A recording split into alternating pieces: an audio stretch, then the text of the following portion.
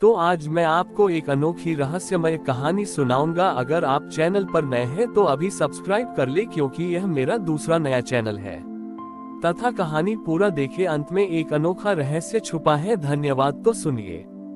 बहुत समय पहले की बात है। एक विशाल समुद्र के बीचों बीच मलय नाम का एक छोटा सा द्वीप था।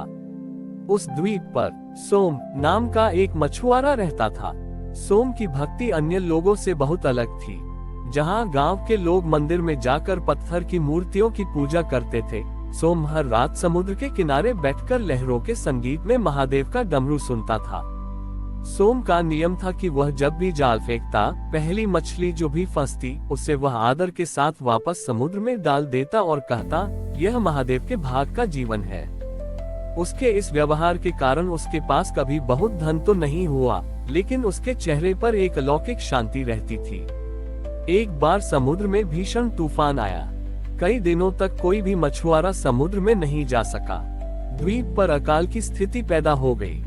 गांव के पुजारी ने कहा कि समुद्र देवता रुष्ट हैं और उन्हें प्रसन्न करने के लिए एक बहुमूल्य बलि देनी होगी। गांव वालों ने अपने गहने और अनाज समुद्र में फेंक दिए, लेकिन तूफान शांत नहीं हुआ।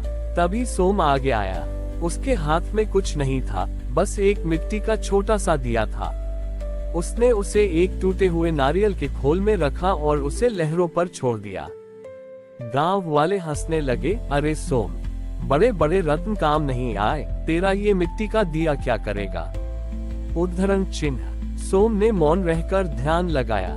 जैसे ही वह दिया लहरों के बीच पहुंचा, समुद्र के बीचों बीच से एक विशाल ज्योति उठी।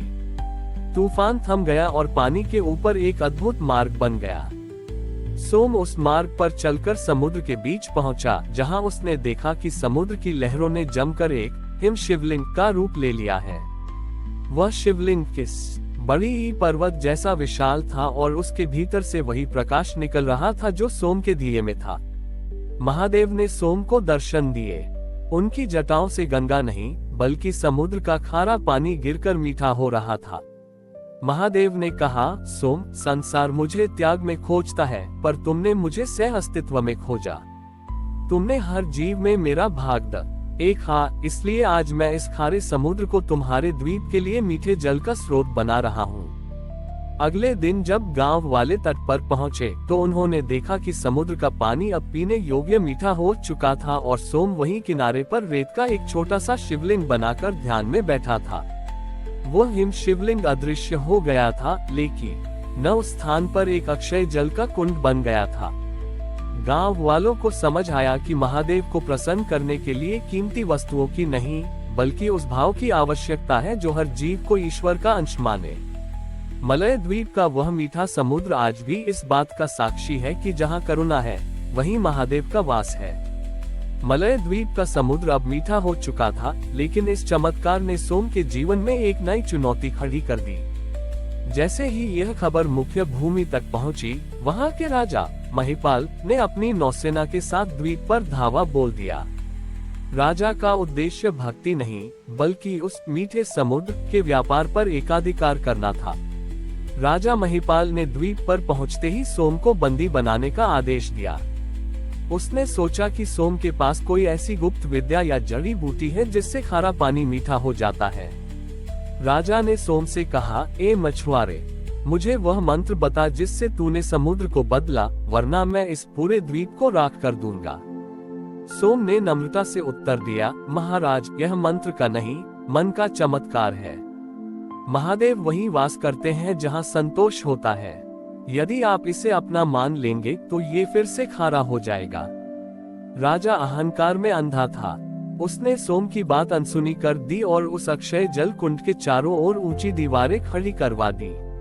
उसने सैनिकों को आदेश दिया कि जो भी द्वीपवासी यहाँ से पानी भरेगा, उसे कर टैक्स देना होगा। लेकिन जैसे ही पहली बार राजा के सैनिकों ने उस कुंड से पानी निकाला, वह पानी अचानक गहरे काले रंग के जहर में बदल गया। जो भी उस जल को छूता, उसका हाथ सुन्न पड़ जाता। पूरे द्वीप पर त्राहिमाम मच गया। राजा खुद प्यास से व्याकुल था, लेकिन वह काला जल किसी के काम का नहीं था। तब सोम ने कारागार के भीतर से ही एक करुण गीत गाना शुरू किया। वह गीत महादेव की स्तुति नहीं बल्कि प्रकृति से क्षमा याचना थी। सोम की आवाज में इतना दर्द था कि पहरेदार भी रोने लगे।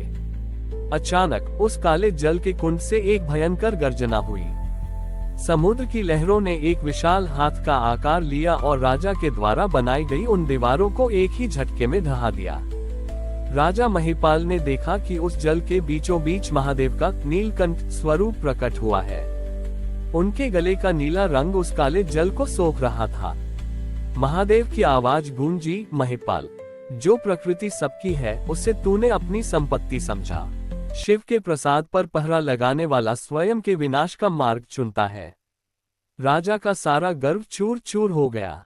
वह नंगे पैर दौड़ता हुआ कारागार पहुंचा और सोम के चरणों में गिर पड़ा।